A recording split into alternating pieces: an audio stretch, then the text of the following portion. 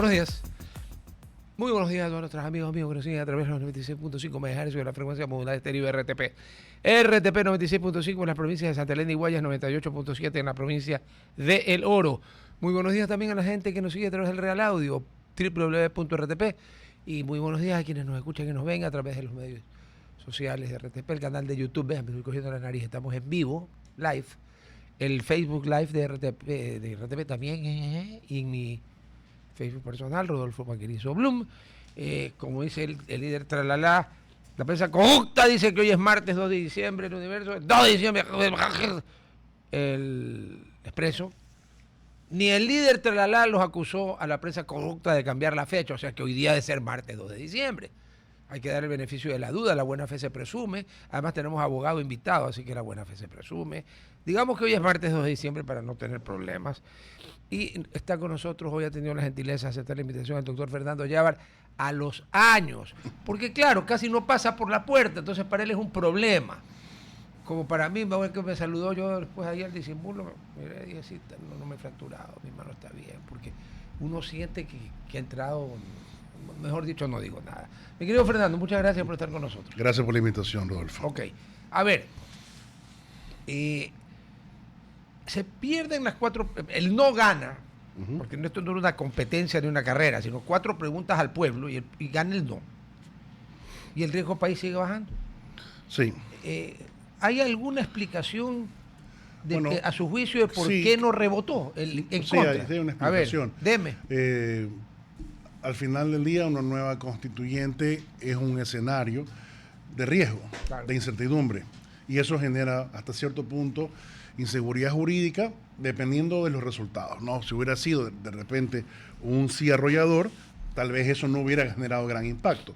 Pero de una u otra forma, toda reforma que tenga un impacto directo en la economía y particularmente en la contratación, y esto incluye o no arbitrajes, va a tener una incidencia dentro de los riesgos país. Entonces, por eso entiendo yo que es la explicación hasta cierto punto técnica de la bajada de puntos de riesgo país. O sea que los fulanos que miden el riesgo país aplicaron el viejo adagio: mejor malo conocido que bueno por conocer. Cuidado, el bueno por conocer no resulta Drácula. Ya, ok. Es probable porque que estamos sí. en el riesgo país más bajo de hace ni sé cuántos años. Entiendo que sí. Y bajando. Y bajando. Y continúa. Perfecto. Ahora, ok.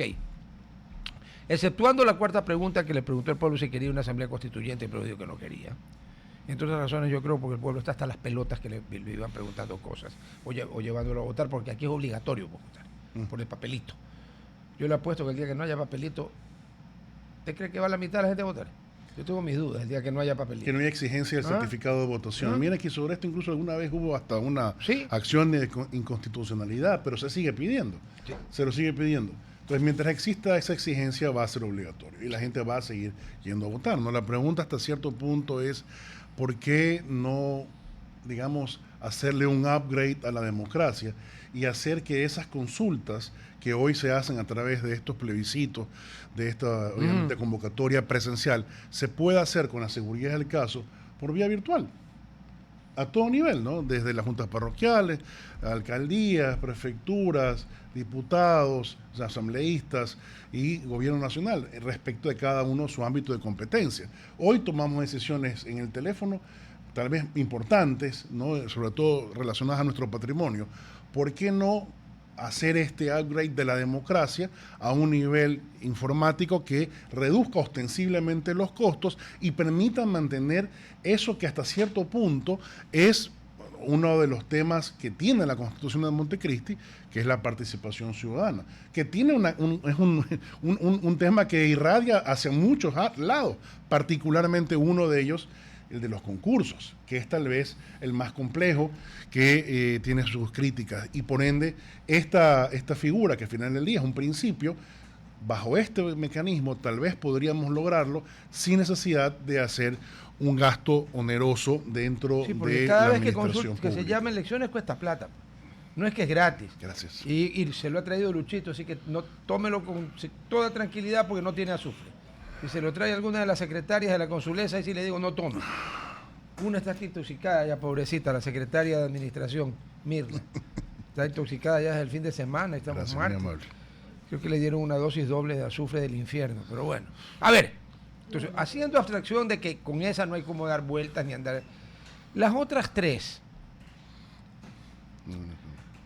pueden inspirarse en don Fernando de Magallanes y circunnavegar alrededor del resultado de la consulta y ver la forma, dentro del marco legal, obviamente, y constitucional, encontrar algún tipo de... De puerto. Sí, señor, de puerto. Sí. Sí. Bueno, efectivamente, podrían plantearse, dependiendo de cada una de ellas, bajo los regímenes de reformas o enmiendas constitucionales. La enmienda es la que necesita un año entre el primero y el segundo debate. Exacto. Pero no va al pueblo. Sí, entonces ya el problema es regresar nuevamente a las urnas. Yeah. Y tal vez el momento para poder volver a topar unas de estas, sea por vía directa, porque al final del día tiene el dictamen de la Corte Constitucional, o sea a través de este procedimiento constitucional, vía asamblea, sea empatarlo con las seccionales. Esa podría ser uno para ahorrar. Pero a ver, si cuando Correa enmendó la Constitución y se prohibió a sí mismo volverse a reelegir y nos jodió porque nos dejó sin voto, les guste o no les guste, con todo respeto, pero una cosa eran las alcaldías del Führer y de Jaime Nebot y todo lo demás lo que ha venido después. Y creo que los alcaldes que vinieron después, que son dos nomás, son muy conscientes, pues son personas inteligentes, ambas dos, de que no son ni León ni Jaime. ¿Qué quiere que le diga? Cuando uno es la ventaja de tener la edad de uno, ¿no? Que los vio a todos. Entonces no me van a venir a contar a mí que la 9ª Sinfonía de Beethoven la escribió Mozart, porque yo sí, no es que estaba ahí, pero sí estudié. A ver, el presidente optó por la enmienda. Yo me acuerdo que yo todavía estaba en ese tiempo en Atalaya y lo entrevistamos a mi buen amigo Juan Carlos Casinelli y le dije, ¿por qué en vez de, con el nivel de aceptación que tiene el presidente en este momento, ¿por qué no va a ir por el pueblo? Entonces me dijo, a ver, Rodolfo, las enmiendas que presenta el presidente alteran la estructura del Estado. No, de verdad que no. No, entonces se puede hacer por enmienda. Pero reducir el tamaño de la Asamblea se puede entender que puede afectar la estructura del Estado, ¿no? Y esto por hablar de las que están planteadas. Pero por la base no afecta la estructura del Estado. Habría que consultar sobre la Corte Constitucional. Claro, pero para establecer la vía. Pero creo yo que el riesgo es mucho más que el número, creo yo. Aquí hay una discusión de representatividad. Entonces, por eso es más que el número y establecer, por ejemplo, la consecuencia directa es que habrán provincias no tan grandes, pequeñas, que solo tendrán un solo representante. Claro, pero es que acuérdese que el pueblo ecuatoriano y todas sus instituciones han violado la Constitución de Montecristi desde el año 2008. Pero me está preguntando cómo cumplirla, cómo violar. No, las regiones sí, nadie quiso. Acuérdese que mandó que sean regiones. Están ahí, es un mandato constitucional. Están ahí. ¿Y saben lo que dijo Manaví? Manaví dijo, ya sí, pero yo quiero ser yo solo una región. Le dijeron que no jodan. Sí. Y ahí está el tema de la constitucionalidad por omisión, la falta de cumplimiento de la normativa infraconstitucional que no se ejecuta, no se realiza. ¿Qué debería haber hecho la Corte Constitucional desde que se violó el plazo que estableció? Porque estableció un plazo además. Cualquier interesado creo que eran 2 años. Presentar una inconstitucionalidad por omisión. Obviamente la Asamblea, si no crea la normativa para poderla ejecutar, etc. Déjeme estirar el hilo. O sea que si alguien presenta, por ejemplo, yo, te voy a joder, presento la inconstitucional por omisión y digo, señores, aquí se ha violado la Constitución, se ha desacatado lo que manda, porque lo manda expresamente. Sí. Ya. Por tanto, lo someto a su criterio si esto es una violación que constituye una falta grave que podría acarrear la destitución de quien no ha cumplido. ¿De quiénes? Porque el ya Congreso. Esa es la consecuencia final. Yo sé, pero... Ya es la consecuencia final, ¿no? En general, podría decir todas las asambleas que han venido desde allá para acá, sí, desde 2008, porque claro, ya han terminado periodos. La mayoría es solo la actual vigente, que todavía está en periodo y podría dar cumplimiento. Pero mira, más allá de los what if, ¿qué tal sí? ¿No? Sí, pero aquí hay una violación constitucional clara. Sí, claro, sin duda. Yo digo, sería interesante ver, qué ya no se va a poder hacer a través de una asamblea constituyente y qué podría hacerse a través de una reforma o enmienda. A ver, ¿y qué podría hacerse a través de una reforma o enmienda? Mira, yo quiero tratar de irnos a los temas tal vez más medulares en términos de seguridad. Ya. En términos de seguridad, por ejemplo, hay un asunto que para mí es crucial porque de eso depende incluso de la propia estructura del proceso penal. Caducidad de prisión preventiva. es un tema básico que yo no vi que lo... 6 meses, 1 año. 6 meses y 1 año. No viene de Montecristi, viene de la del 98. ¿Ok? La razón no la sabemos con certeza, porque nunca nadie dijo, aquí está la obligación internacional de ponerle 6 meses a 1 año. No hay. Ni la Convención Americana. No hay. Derechos Humanos tiene un plazo. No. Está Dice el no derecho, usarse, bla, bla, bla, pero el derecho a ser juzgado en un plazo razonable. Okay. Entonces, es poner la misma redacción de la Convención Americana. ¿Okay? Entonces, ahora, van a decir, pero eso es regresivo de derecho. No necesariamente. No. ¿Por qué? Porque hay casos, por ejemplo, de delitos que hoy tal vez límite sea 6 meses, que en el nuevo marco te va a decir eso para el juez, ya no con un plazo fijo, pero sí con principios. Por ejemplo, si hay un solo procesado, la complejidad del caso, un tema sencillo, un arranque de celular, ahí lo que le puede decir, oiga, vea, usted debe dictar sentencia en 1 o 2 meses. Entonces es más beneficioso. Porque no tiene nada que estudiar. Es más beneficioso. Pero al contrario, también tienes casos muy complejos que hoy los 90 días o los 30 días adicionales en caso de vinculación son insuficientes. Entonces, al momento que se rompía este límite, permitía hacer una reforma al Código Orgánico Integral Penal para hacer la instrucción fiscal más larga, para hacerla incluso, insisto, más eficiente en términos de poder recopilar mayor información. Ya, pero esa reforma al COIP, que es una ley orgánica, pero es una ley, es infraconstitucional, eso no hay que irle a preguntar al pueblo, supongo yo. No. Obviamente no. Por supuesto que no, pero claro, el límite sigue existiendo de los 6 meses a 1 año a nivel constitucional. Entonces, vamos a temas que deberían reformarse constitucionalmente relacionados con seguridad. Ese es uno. ¿Ok? Otro. Eso se puede resolver. Ahí no afecta la estructura del Estado. Eso entra perfectamente como... Podría ser claramente y pasar sin necesidad del voto popular. Sí, señor. Por ejemplo, obviamente va a depender del análisis que haga la Corte. A lo mejor la Corte puede no estar de acuerdo con lo que estamos diciendo, pero consideramos que es un tema necesario incluso para reducir impunidad. Porque el problema de fondo es, nosotros lo que queremos es, de una u otra forma, atacar el crimen organizado, en términos de poder lograr que esos casos no queden en impunidad. Si para eso necesitamos hacer una reforma constitucional que impida que esto quede limitado de esta forma, debe ponerse también en la balanza de los jueces de la Corte al momento de analizarla. Entonces, empezamos por eso. Y para eso necesitamos estadísticas. ¿Por qué? Porque en el fondo, insisto, miren, el único momento en que hemos logrado, probablemente en los últimos 15 años, subir de nuestro promedio de 1 a 2% de sentencias del total de las causas del sistema, fue aproximadamente por el 2012-13. A esa época comenzamos a producir hasta un 4% de sentencias del total. Y fue con ocasión de la creación de las unidades de flagrancia. Pero ojo, y regresamos, 4% uno lo pide insuficiente. Pero me está vacilando. Sí, no. 4%. ¿Cuál habrá sido, de dónde habremos partido para que el 4 haya sido una gran subida? 1 o 2, eso es la realidad, que se mantiene hasta el día de hoy, por si acaso. Ahora, a ver, si uno mira el sistema anglosajón estadounidense, los juicios que terminan con audiencia, claramente en que ha existido una práctica de prueba, que están los testigos, los peritos, es el mismo número, por si acaso. Pero porque los otros se transan fuera. Los otros salen por otras vías. Claro, pero acá no es que salen por otras vías. Las otras vías, que son procedimientos abreviados, las conciliaciones son reducidas, el plea bargaining o guilty plea, son reducidos en nuestro sistema, que no llegamos ni a la mitad, pues, ¿no?, del resto de casos. Pero eso pasa también por un deficiente sistema de investigación criminal. La mayor reforma, la más necesaria, no es solamente tener más jueces y más fiscales, es tener más investigadoras, sean policiales, sean civiles, pero adscritos a la fiscalía, pero más y mejores. Eso. Con resultados, porque tienes que medir a la gente con resultados. Sí. No puedes simplemente decir, bueno, ya creemos una nueva burocracia al respecto. No, necesitas tener mejores resultados. ¿Por qué? Porque si hoy tú vas a una fiscalía, ya que no sean, obviamente, que ven los casos de narcotráfico, porque llegan mucho con flagrancia. Normal. Tampoco los de tránsito, que también llegan con los casos de flagrancia. Claro. El resto de casos. ¿Cuántas instrucciones fiscales tienen en el año? De 15 a 20. ¿Cuántos casos les han dado? Entre 300 y 400. siempre están ocupados los fiscales, siempre están en diligencia, siempre están en audiencia, siempre están en versiones. Entonces voy a decir, no es que falta gestión, falta eficiencia para lograr resolver las investigaciones. Y eso no necesariamente lo va a resolver un fiscal, un abogado sentado en un escritorio.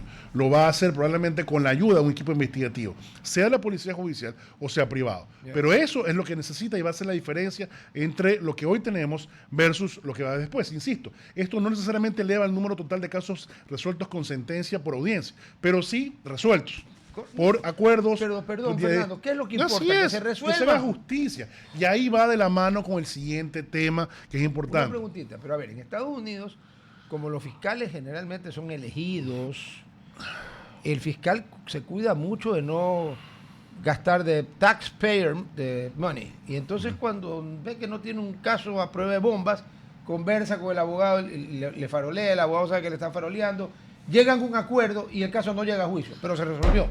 Ya.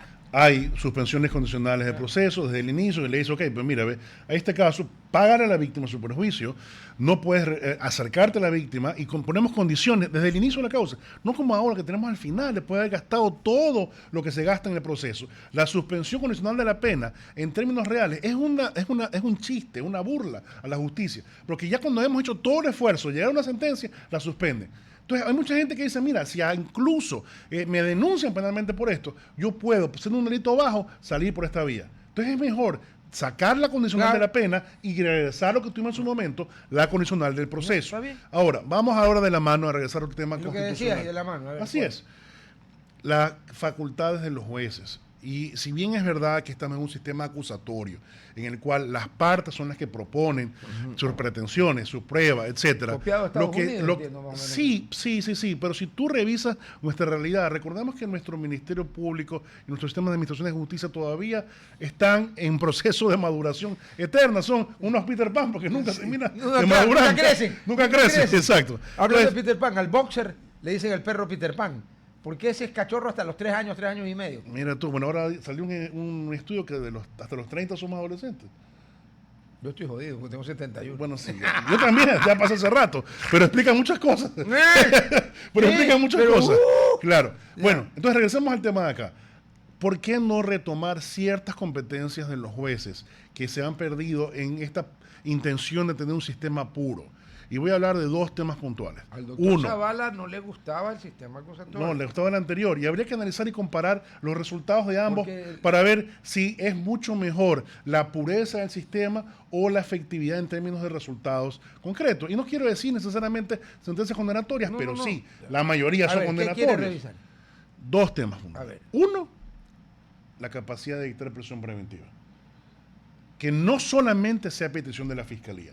Y aquí entramos en 2 temas fundamentales. A ver, que no sea actualmente... hoy es por petición de la Fiscalía. O sea, si la Fiscal no pide, el juez no puede, aunque quiera.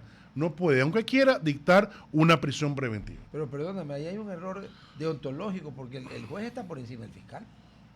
El juez al final de todavía sigue siendo el dueño del proceso. Un sistema acusatorio permite que tengas apartes que tienen pretensiones. Y el juez, sin bajar a ponerse en una de las 2 canchas, tiene que resolver esa petición. Es correcto. Pero para mí hay un principio de justicia que tiene que también entrar en escena. ¿Cuál? Con lo cual, si tienes un caso en el cual te das cuenta que ha habido un grave error inexcusable del fiscal, de no pedir de un hecho grave, estamos hablando de delitos de más de 7 a 10 años de pena, ¿no? Que no está pidiendo prisión preventiva, de una persona que tiene antecedentes y consideras que es más el riesgo social que se va a generar dentro de la sociedad por este problema en concreto, es mejor que pueda dictar prisión preventiva. Entonces aquí vienen 2 orígenes a más de la Fiscalía. Uno, que la víctima pueda pedirlo.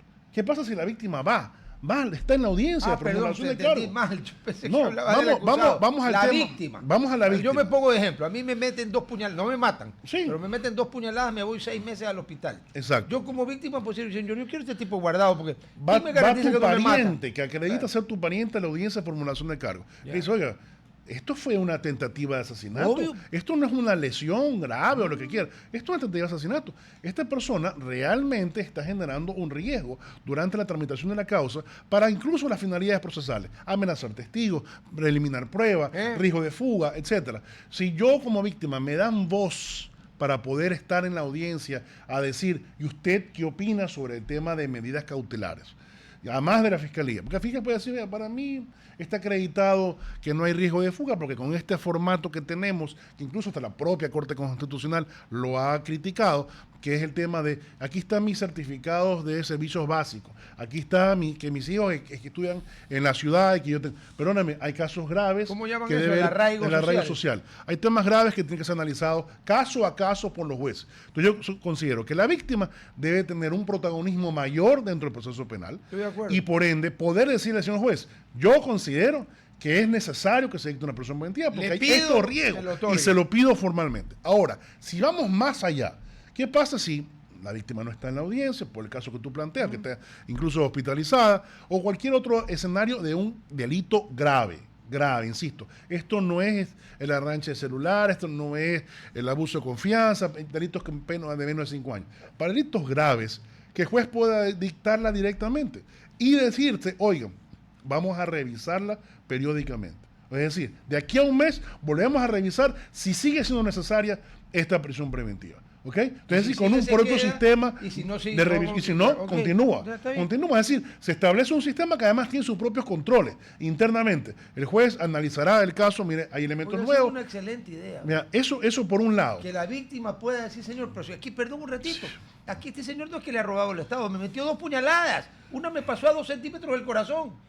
Y yo tengo que estar Cayetano y para que el man salga, ¿no? Entonces, por eso yo considero que debemos replantearnos las competencias de los jueces, sobre todo en los casos penales. Esa es una. Y en la otra es el tema de la prueba. ¿Qué pasa cuando la Fiscalía es negligente en presentar su prueba? Y un caso importante se está cayendo porque faltó determinada prueba. No es decir, pero se está ladeando el juez o el tribunal del lado de la Fiscalía. No necesariamente. Vamos al otro extremo.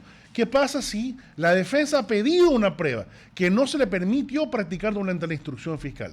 Entonces, el juez también puede decir al señor fiscal, ¿qué pasó con esta petición de diligencia? A ver, aquí este caso se para, se practica esto y regresamos otra vez a la audiencia. Y estamos completos. Entonces hay un tema también de tratar de hacer un equilibrio, una igualdad de armas, que no vaya limitada la defensa al juicio, pero tampoco que mañana, en un caso concreto, por negligencia de la Fiscalía, termine quedándose en la impunidad un hecho. Por negligencia o cualquier otro exceso de aceite de oliva. Te voy a contar un caso que yo tuve, de hecho. Tuve un caso personal mío. En una audiencia de juicio estuvimos, un caso de falsedad. Todo estaba dentro de la práctica de la prueba anunciada, se practicó y todo. ¿Qué termina diciendo la fiscal? La misma fiscal del caso le dice, pero ¿sabes qué? Es que la verdad es que creo que faltó el reconocimiento del lugar. Ella lo dice, cuando ya está en juicio. Y dice, y por eso no voy a acusar. Y el tribunal ese, está bien, aceptamos, como no hay acusación sin juicio, se ratifica la inocencia. Tú te pones a pensar, ¿esa debió ser la decisión más justa? ¿Cuántas víctimas quedaron por las patas, por los caballos? Señor, y que puede pasar durante la etapa preparatoria de juicio, diciendo, vea, hay diligencias que han quedado pendientes, lo dice el juez, no voy yo a tomar una decisión sobre el fondo, pero esto se debió hacer. Estamos hablando con el doctor Gábara el tema de la prueba. A ver, la práctica de todas las pruebas que se tengan que hacer es esencial para el debido proceso y para el caso de un acusado es esencial para su defensa y para el caso del Estado es esencial que el fiscal no sea o negligente o tonto u otra cosa peor. Ya, pero a veces pasa. Como usted puso un ejemplo. Exacto. Entonces, ¿ahí qué podría hacer el juez? Repitamos por los amigos de la radio. La mayoría de los códigos de la región tienen la prerrogativa de darle a los jueces la capacidad para decir, señores, vamos a practicar diligencia. Resulta que no es que me estoy inventando algo, pues no. Resulta que los códigos de la región tienen esa prerrogativa y aquí no la tienen. Oiga, yo lo iba a felicitar por inventar el agua tibia, ya la tienen. Ya la tienen. Pero nosotros hemos copiado casi todo de todo el mundo. De todo el mundo, pero copiamos mal a veces. Pésimo. Entonces, esto que para mí es una competencia, una vez más regresemos a un principio de justicia, ¿no? Debe permitir que el juez o el tribunal disponga la práctica de prueba, como se dice en el Código Orgánico General de Proceso. Es decir, para todo lo no penal, que es el COGEP, si hay esto, la prueba para mejor resolver. Y en el resulta penal no que hay. en lo penal no hay. Cuando estamos discutiendo temas distintos y de mucha mayor importancia en lo penal que tienen en riesgo la libertad de una persona y su patrimonio. En el otro hay discusiones meramente patrimoniales. Claro. En algunos casos, los civiles sobre todo. Claro. Y ahí sí, el juez puede decir... Civil, laboral, societario, patrimonial. Mire, hay dos pericias, una se contradice en la otra. La verdad es que hay que hacer una tercera y la dicta para mejor resolver. Entonces, temas tan sencillos, básicos como eso, son los que me llegan a mí a decir... Hay la necesidad de reformar el COIP para introducir una capacidad de los jueces de poder ordenar la práctica de prueba excepcional, sí, pero para evitar este tipo de escenarios procesales que estamos Pero esa conversando. capacidad la tendría única y exclusivamente el juez. Juez o tribunal, dependiendo del estado de la claro, causa. lógico, claro. Ok, perfecto. Ahora, la semana pasada estuvo aquí invitado mi coronel René Fustillos, de inteligencia militar, ya en servicio pasivo, y había copiado un montón de algunos artículos del Código Orgánico Integral Penal y me los empezó a leer y yo sí lo he leído, pero es como cuando te lo leen en la televisión, dices, hay algunos artículos que parece que lo escribió Al Capone o bueno, algún Al Capone criollo, ¿no? Los muertos que están empezando a resucitar en España, como el tal Pipo. Yo le digo hago una pregunta, ¿se puede mediante orden judicial ordenar la exhumación de los cuerpos del notario Cabrera, de JR, de MX, de quien sea, para verificar con una prueba de ADN si el muerto está muerto? Porque el señor Pipo estaba muerto, para el registro civil ecuatoriano estaba muerto. No estaba muerto. Una preguntita, y a un muerto no se lo puede juzgar, ¿no? No, pero es claro que hay temas relacionados con ver si el delito principal, el original que se le imputaba a él, está prescrito o no. Y dos, lo otro que es un fraude procesal, una falsedad ideológica, etcétera, que puede ser juzgada ya después de eso, ¿no? Tomando en cuenta los tiempos, para que no esté prescrito. Pero fuera de eso, claro que se puede hacer. Claro que se puede hacer. Mira, hay muchos temas que reformar en el COIP. Por ejemplo, vamos a ver otro tema sobre esto que estamos hablando, medidas cautelares. Las medidas cautelares normalmente, la gran mayoría, se dictan en la instrucción fiscal. Y hablemos de las personales primero. Es decir, si no te dictan prisión preventiva, te dictan un arresto domiciliario, o si no hay en degradeno, o si no comparecencia periódica, prohibición de salir del país, etc. Sobre eso te tengo la pregunta es, ¿por qué no puede dictarse las no privativas de libertad durante la investigación previa? No hay límite constitucional. Entonces resulta que en una investigación, el fiscal ve el caso y dice, ve, para mí hay indicios importantes, aún no suficientes para formular cargos, pero sí importantes, de que esta persona estaría involucrada en este hecho. Señor, voy a pedir la prohibición de salir del país. Voy a pedir la anulación del pasaporte. Entonces ya comienzas a controlar a esta persona. ¿Para qué? Para evitar que salga de tu esfera de control como fiscal y tenerlo atado a la investigación. Entonces con eso logras que la investigación previa no esté supeditada a veces a momentos en que te obliga a dictar una orden de detención. Pero estamos hablando de casos penales, me imagino. Penales. Y recortas tu tiempo de investigación porque ya te atas a la instrucción fiscal, que son un solo 90 días. Pero si yo puedo hacer lo que estamos hablando, prohibiciones de generar comparecencias periódicas y la anulación de pasaportes durante la investigación previa, yo puedo controlar que este caso y estas personas que son de interés de la Fiscalía no se distraigan de la investigación como Una tal. pregunta. Eso es puro COIP, no requiere totalmente de acuerdo con lo que dices, pero ese es en el tema penal, ¿no es cierto? A ver, voy a hacer una pregunta. En el año entre 1916 y 1920, presidencia del doctor Alfredo Quirizo Moreno, ¿qué quiere que diga? Sí, es la presidencia de él. Aparte de abolir la mita y el concertaje, que era una forma de esclavitud disfrazada, abolió la prisión por deudas, porque aquí había prisión por deudas. Ya.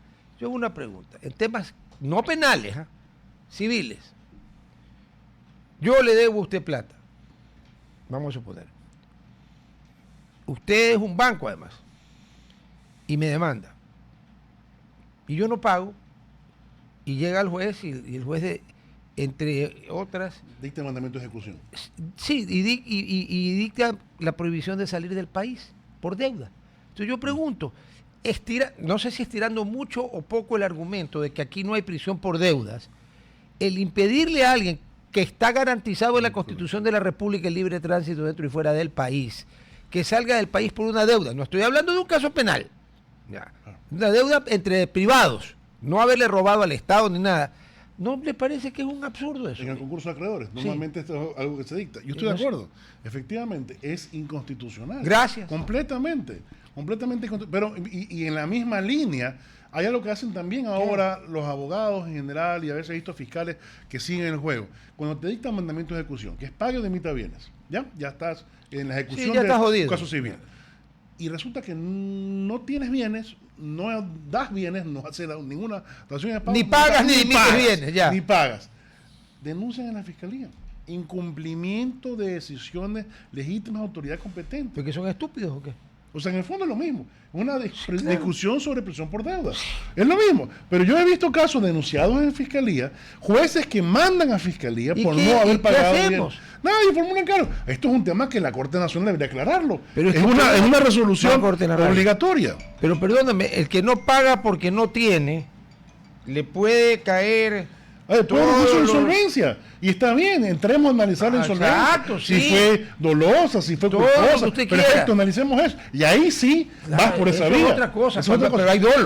Pero es que en el momento que hay dolo ya es penal. O imprudencia, pero de una u otra forma. Sí. Pero veamos eso, analicemos eso con esa vía, no por incumplimiento. Pero lo que te quiero preguntar para estar absolutamente seguro y que los oyentes y televidentes la entiendan bien. En el momento que hay dolo, eso ya es penal. Claro.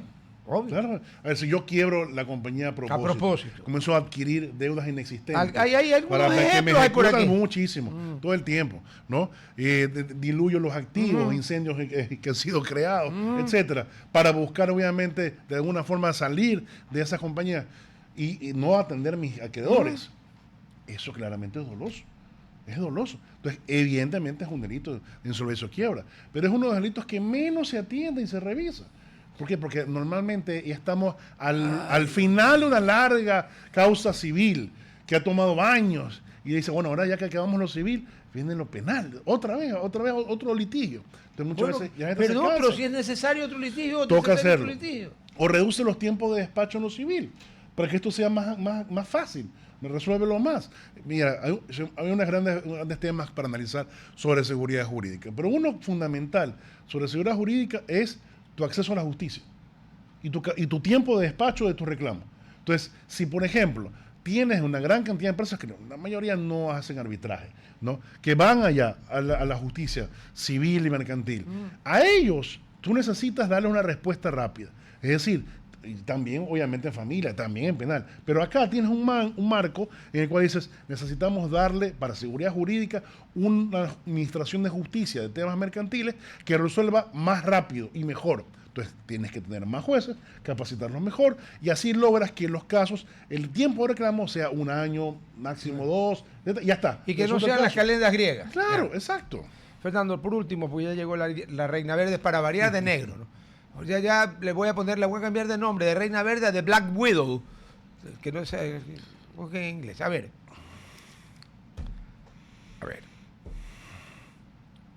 Tema civil.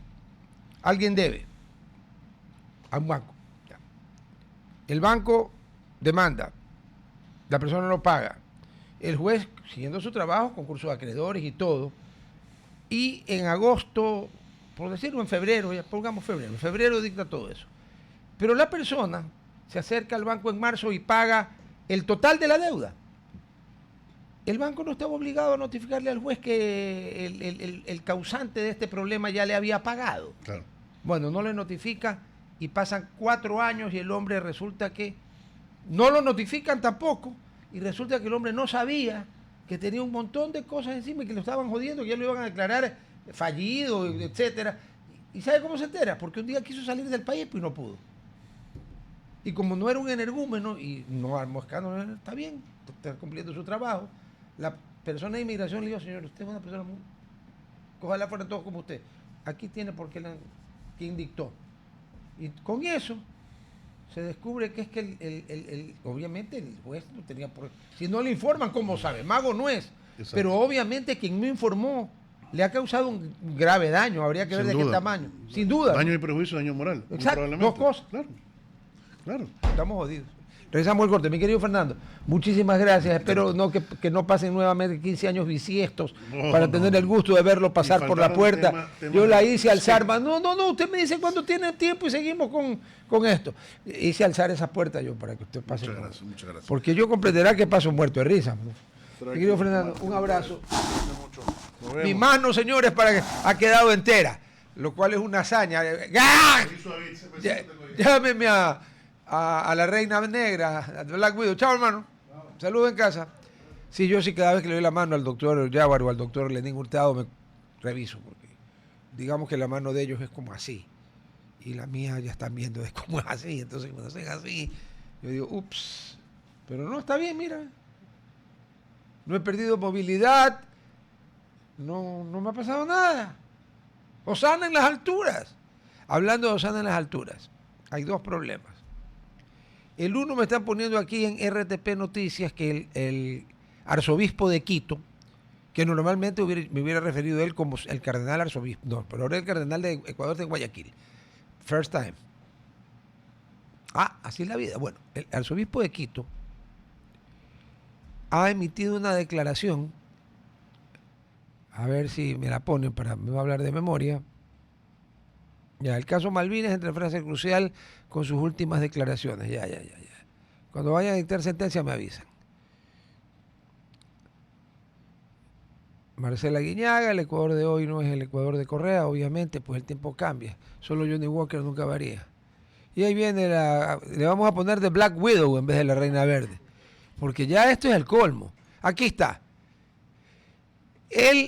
La arquidiócesis de Quito dice, abro comillas, ofende gravemente la sensibilidad y tradición histórica de la comunidad católica. Cierro comillas, señala arquidiócesis de Quito sobre obra teatral en capilla. Una capilla es un lugar de culto. A ver, señores, yo me he cansado de decir que una cosa es ser ateo y otra cosa es ser antiteo. No. La enorme mayoría de los habitantes del Ecuador son cristianos y de allí la enorme mayoría son católicos.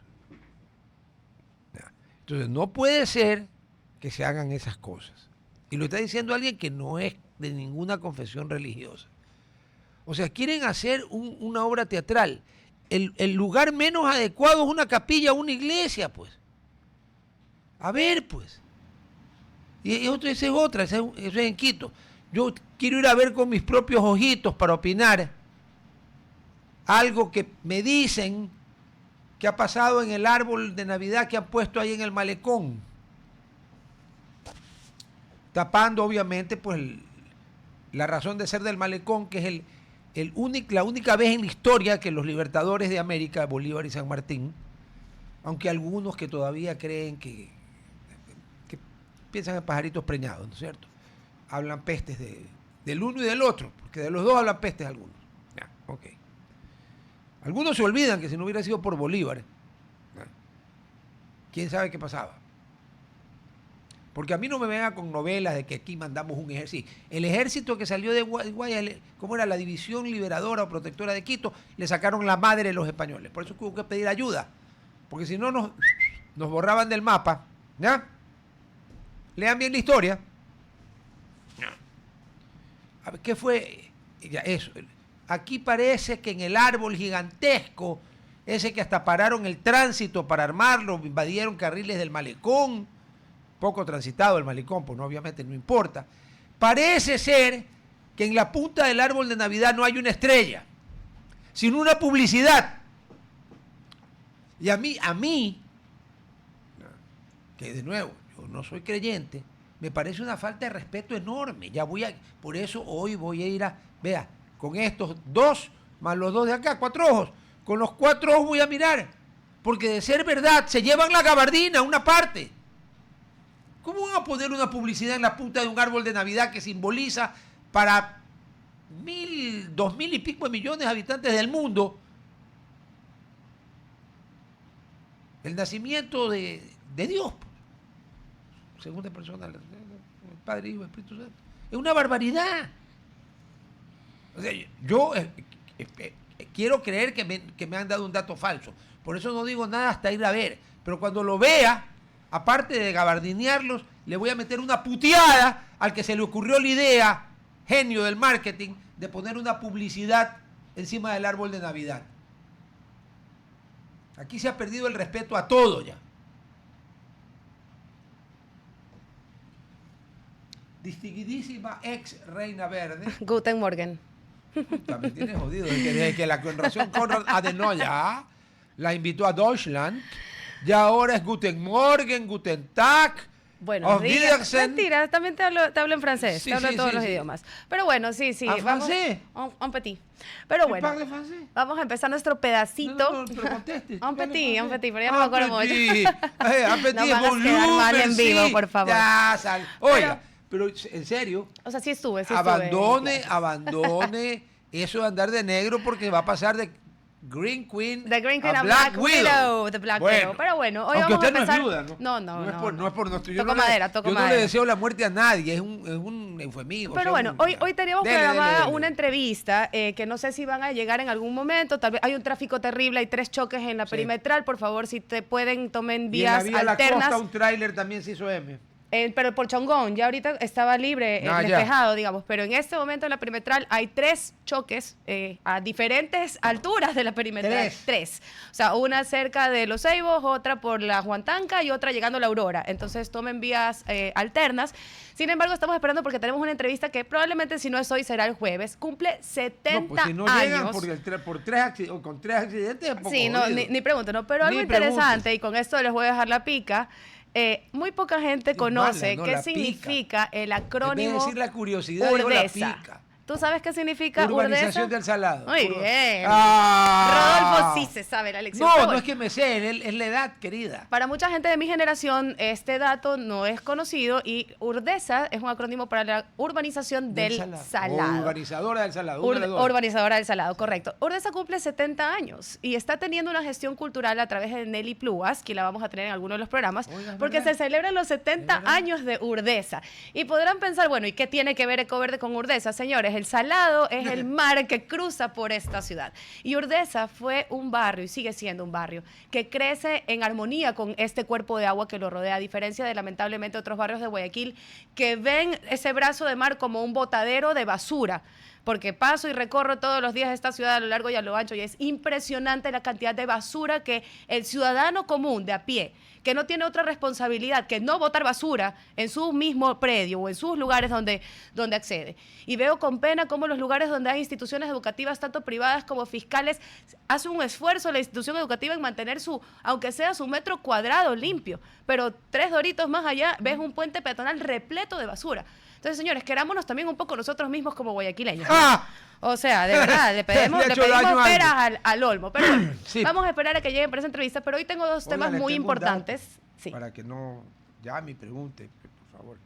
La secretaria de Administración del Averno, Mirla, está intoxicada. Le han dado una dosis triple de azufre.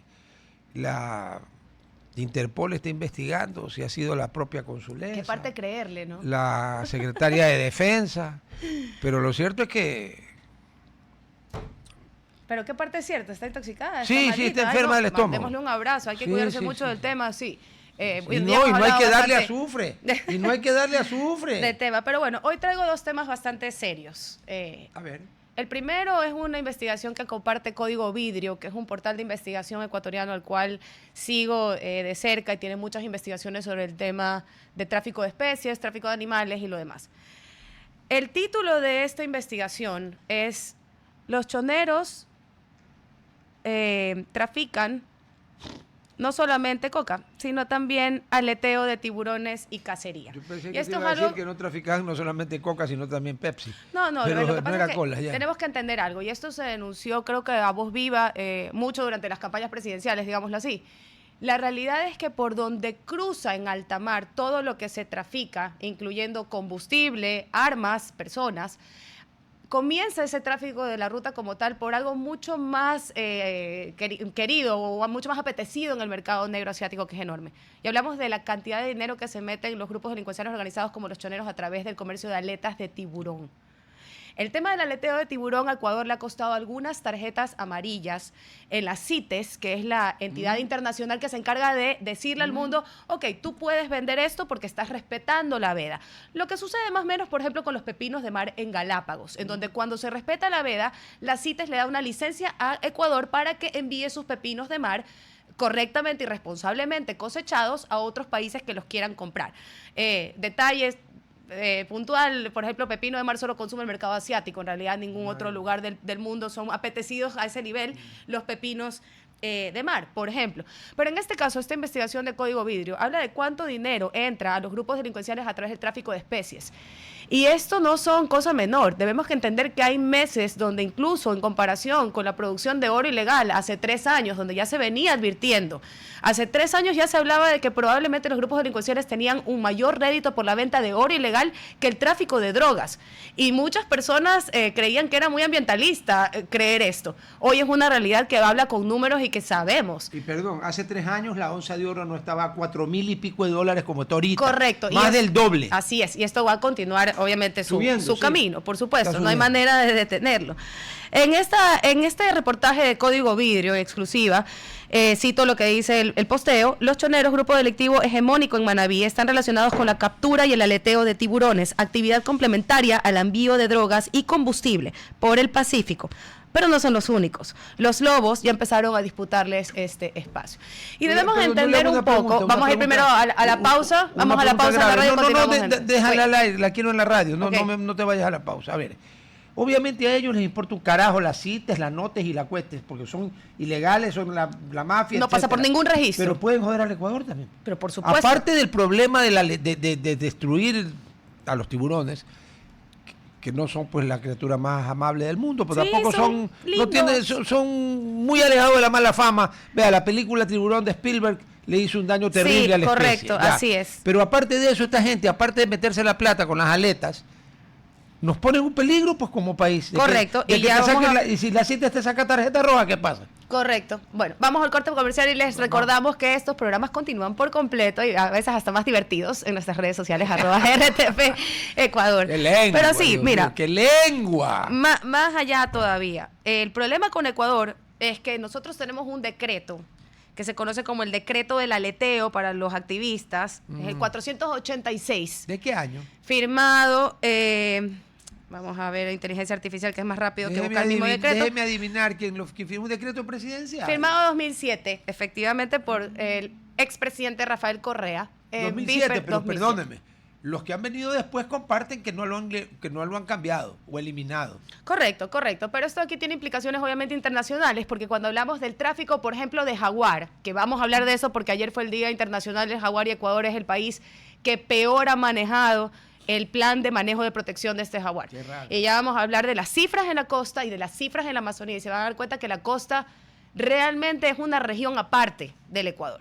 En la costa, todo lo que puede salir mal ha salido mal en los últimos años. Pero y tenemos números, registros y pruebas que lo confirman. El tema de conservación animal o vegetal no es por bobo, es por vivo, es a propósito. Hay varios factores. Puro HDP. No, hay varios factores y una de las partes más importantes de por qué la depredación es tan brutal en el sector costa es por la fácil accesibilidad que tienen los cazadores. Para hacer una vía, no tienes que hacer nada. Para hacer una ruta, tú tienes que entrar en maquinaria pesada, te bajas todos los árboles, los pobres monos salen volando por ahí y tienes un carretero de tierra.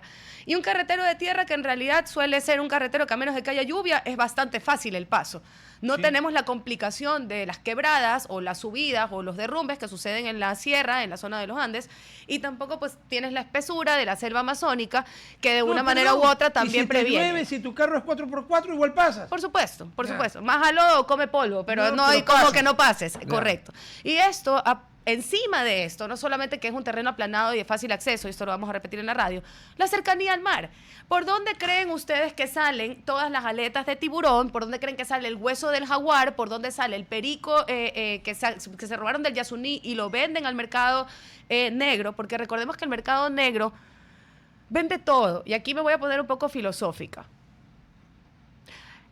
Creo que hay una teoría de cierta parte de lo que considero yo, porque no es el socialismo, pero sí lo que considero yo que es el narcosocialismo, en el que en el imaginario de la justicia global ellos le vendían droga al gran imperio y entonces con la plata de esa venta íbamos a sacar adelante a los países en vías de desarrollo. O por lo menos es lo que he escuchado decir a presidentes como Petro, que cree que la desigualdad del mundo se arregla vendiéndole cocaína al gran imperio, ¿no? Oiga, Vamos a ir más allá. jalando. Vamos a ir más allá, Rodolfo. Perfecto, legalizamos las drogas y entonces recibe por la planta de coca que es nativa de la selva amazónica, Colombia y Ecuador, todo lo que tú quieras. Yeah.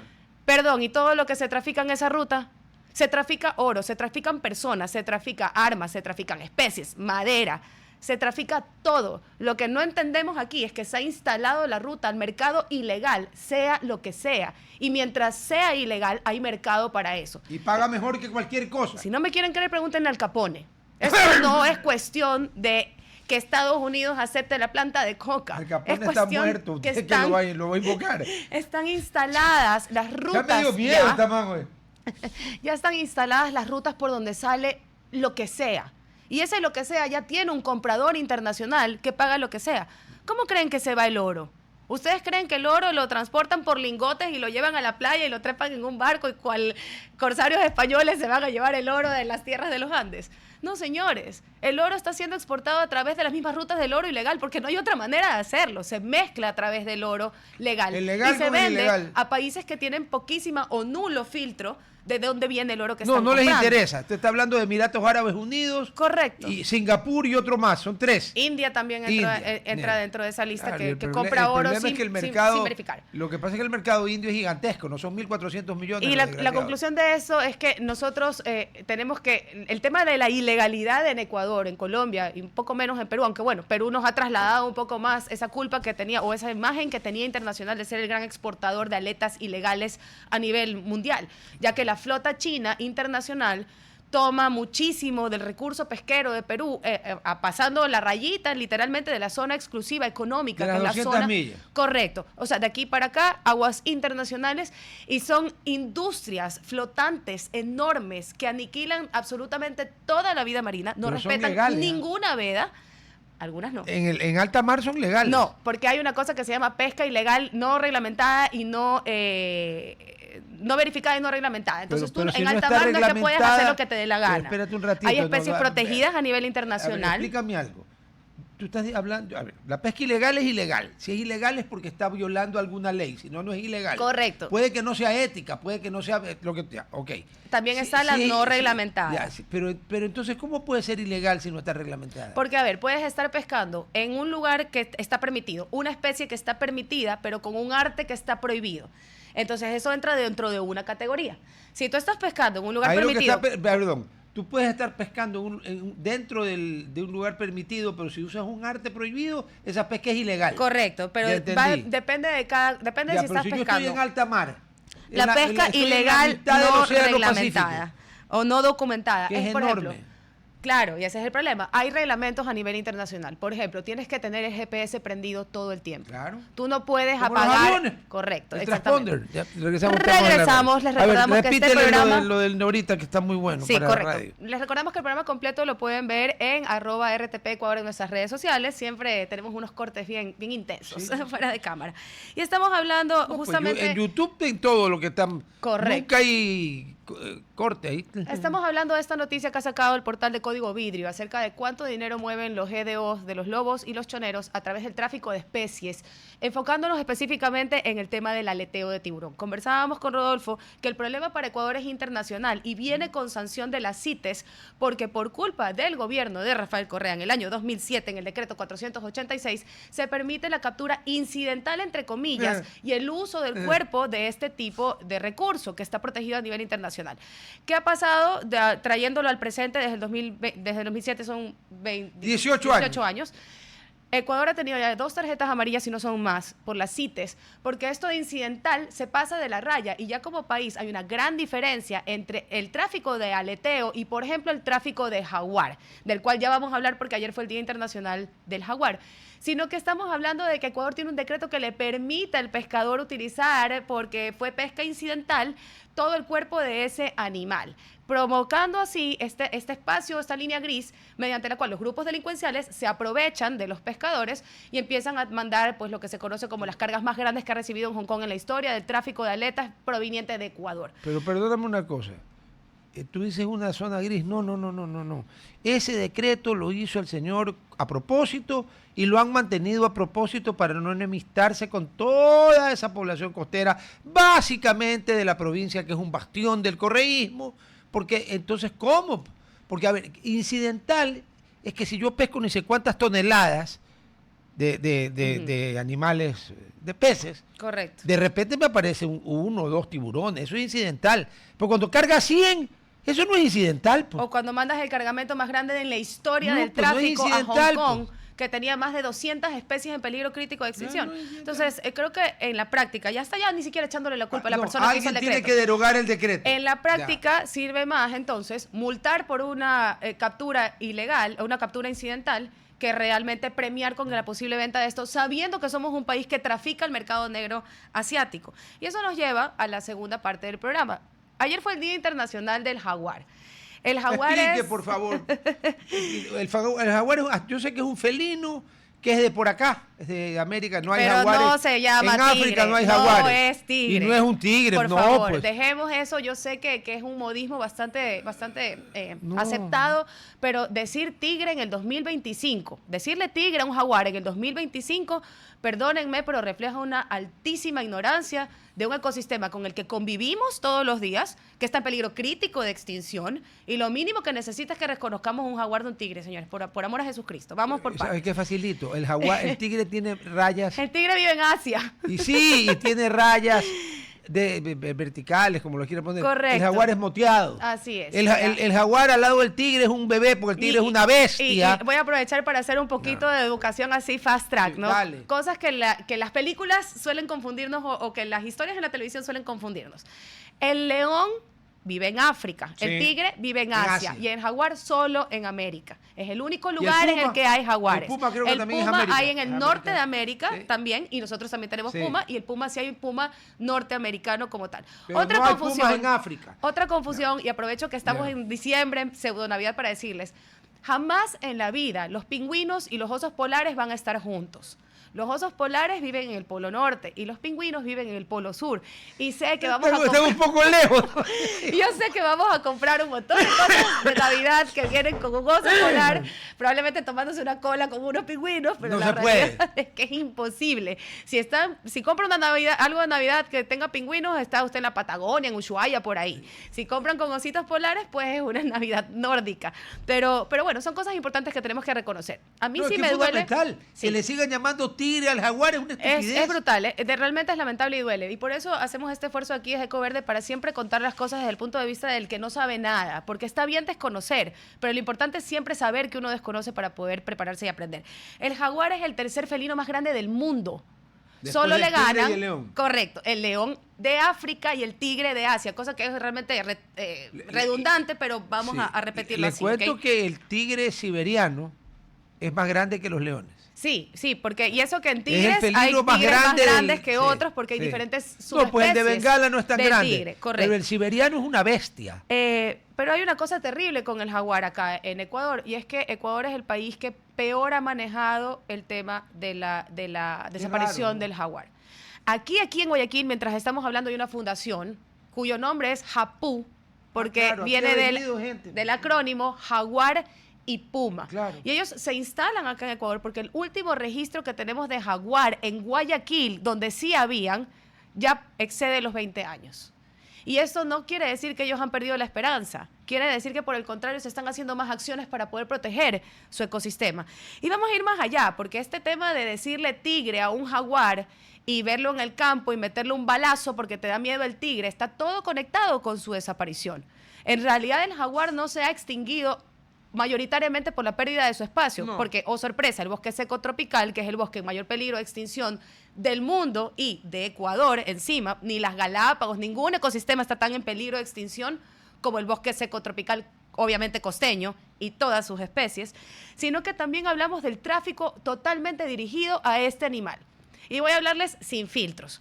En el imaginario de la medicina china, se usaba el colmillo del tigre para medicina, pero el tigre asiático llegó a extinguirse a tal punto que hoy ya no pueden cazarlo ni siquiera para el tráfico ilegal porque está metido en reservas donde no pueden acceder ninguna persona. No, y en China donde te metes a esa reserva a cazar ilegalmente te dan bala.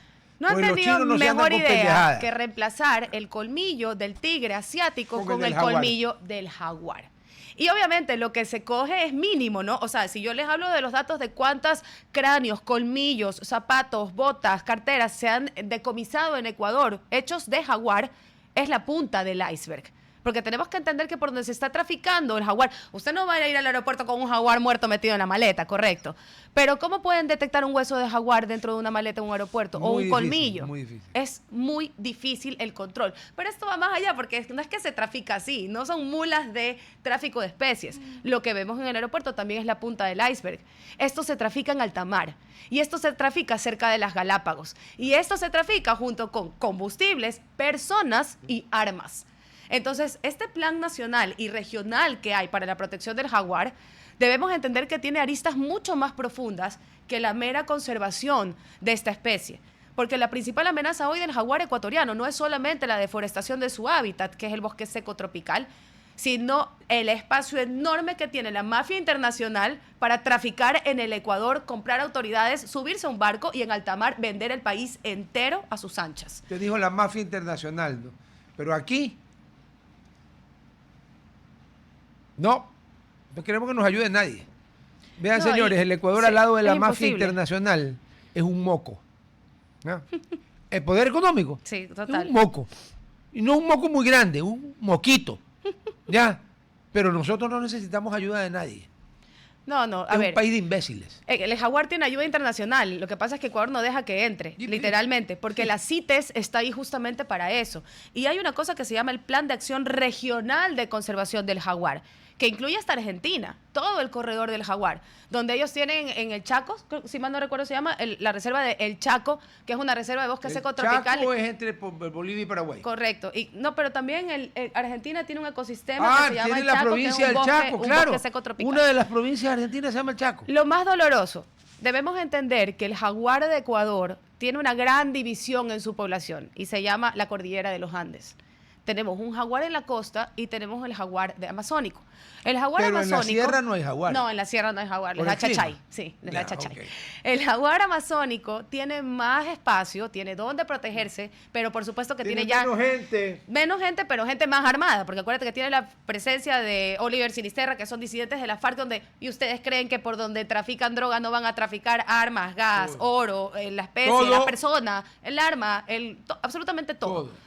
Sino que el jaguar de la costa está en muchísimo más peligro que en el de la Amazonía. ¿Por qué? Hablando y citando puntualmente, ¿y de dónde saco yo estos datos? ¿Cómo puedo yo decir que el jaguar costeño está más en peligro que el jaguar amazónico? Buena pregunta. Porque hay algo que es como la Biblia, digamos así, del tema de la extinción, y hay uno, o sea, se llama la lista roja de la IUCN, de la Unión Internacional para la Conservación de la Naturaleza. Pero a nivel de Ecuador nosotros tenemos el libro rojo de mamíferos, ya cuyos autores son Tirira, Fundación Mamíferos y Conservación de la Pontífica Universidad Católica del Ecuador y el Ministerio del Ambiente. Según esta lista roja... Pontificia. Gracias, pontificia. 500 euros. Iba a decir pontífica, pero me trabé. 500 euros. Según estos datos, el jaguar amazónico está en peligro, lo cual quiere decir que está a 2 rayitas de llegar a la extinción, porque lo siguiente es en peligro crítico de extinción y lo siguiente es extinción. El jaguar de la costa está en peligro crítico de extinción. Es decir, le falta un peldaño para extinguirse. En datos más o menos brutos se calcula que máximo quedarán 50 jaguares en la región de la costa. ¿Y cuántos? Lo cual es brutal, porque del siglo pasado, a principios del siglo XX. El jaguar es una especie paraguas. Donde hay jaguar significa que hay todo un paraguas de vida debajo de él. Es decir, hay mono ardilla, mono aviador, hay monos, hay diferentes mamíferos pequeños porque son parte de la cadena alimenticia de la que depende el jaguar como tal. ¿Por qué no hemos encontrado jaguares ya hace más de 20 años en las zonas de Guayaquil y alrededor? Porque hemos ido sistemáticamente desplazando todas sus pocas especies y sus bosques. Y leo con terror que siguen habiendo planes para destruir los pocos cerros que le quedan a Guayaquil. Esta es la casa del jaguar. Y el jaguar no solamente al contar su historia cuenta la de él, sino que cuenta nuestra historia también. Decía la leyenda que el jaguar era el hijo del sol y la luna y que era quien nos llevaba realmente, o que llevó a los primeros humanos a instalarse en este país como estaban. Recordemos que es una especie paraguas y que todo el esfuerzo de conservación no sirve si como residentes de la costa de este país seguimos talando sin la más mínima... No, pues mientras se sigan siendo urbanizaciones sin tomar en cuenta, en la ruta... digo, sin tomar en cuenta en lo más mínimo la ciencia. Oye, digo una cosa, todas esas urbanizaciones que cada vez proliferan más en la vía a la península de Santa Elena, a la provincia de Santa Elena, lo que sea. Nosotros llamamos la vía de la costa, sí. Ok. Eso es bosque seco tropical, correcto. Y todo lo que se ¿Y hasta cuándo los alcaldes de los lugares involucrados siguen dando permisos? No, y entiendo que quieren hacer construir? también un mall en el cerro que está aquí, que colinda con el Paraíso, también atrás de Barcelona, lo cual sería una estupidez total, porque créanme que a Guayaquil no le faltan moles, le faltan cerros. No. Vea, aquí un gringo viene y se asusta de la cantidad de malls que hay aquí.